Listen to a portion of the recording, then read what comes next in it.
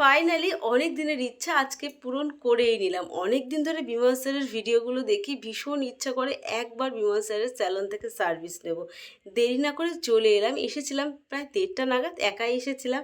এসে জাস্ট ফর্মালিটিটা জানতে এসেছি। আমি অনলাইনে বুক করার থেকে না সামনাসামনি এসে কথা বলাটা বেশি পছন্দ করি। তো আজকে যে আমি করাতে পারবো হেয়ার ট্রিটমেন্ট, সেটা আমি ভাবতেই পারিনি। আজকে একটু ফাঁকা ছিল বলে আমার অ্যাপয়েন্টমেন্টটা নিয়ে নিয়েছিল, সঙ্গে সঙ্গে সার্ভিস শুরু হয়ে গেছে। আমার চুলটা এতটাই ড্যামেজ হয়ে গেছে, 2022 সালে আমি লাস্ট হেয়ার স্ট্রেটনিং করেছিলাম।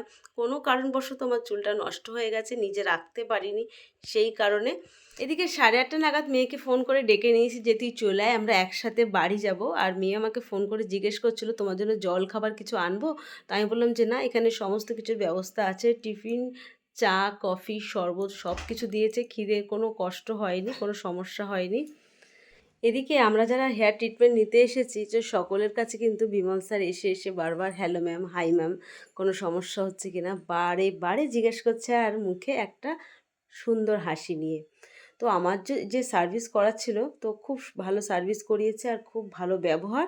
আমার চুলটা অত্যন্ত পাতলার কারণে কিন্তু চুলের যে হেয়ার কাটিংটা করছে খুব একটা খেলছে না। এই হেয়ার স্টাইলটা দেখিয়েছিল এত সুন্দর, যদি আমার হেয়ার গ্রোথটা বেশি হতো তাহলে কিন্তু দারুণ লাগতো। তো যাই হোক, আমার মনের মধ্যে একটা আলাদা টেনশন কাজ করছে। প্রায় 9:30 বাজে তখন, আর এদিকে আমার ছেলের রাত 12টার পরে জন্মদিন সেলিব্রেশন করতে হবে। কোনো কিছু কেনা হয়নি, জোগাড় হয়নি।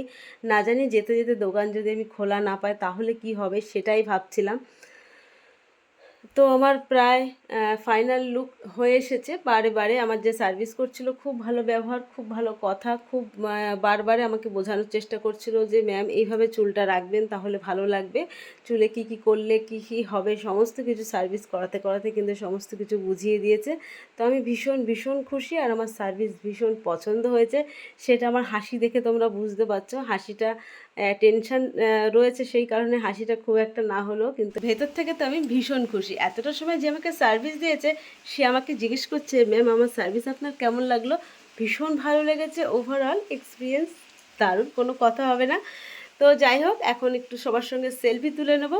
অবশেষে রাত 9:45 নাগাদ আমার সার্ভিস কমপ্লিট হয়েছে। তো চলো সকলের সঙ্গে সেলফি তুলে নিই। তো আমি সেলফি তুলছিলাম, মেয়েকে বারবার ডাকা সত্ত্বেও মেয়ে আসছিল না। তো বিমল স্যার নিজের সেধে মেয়ের সঙ্গে সেলফি তুলেছে।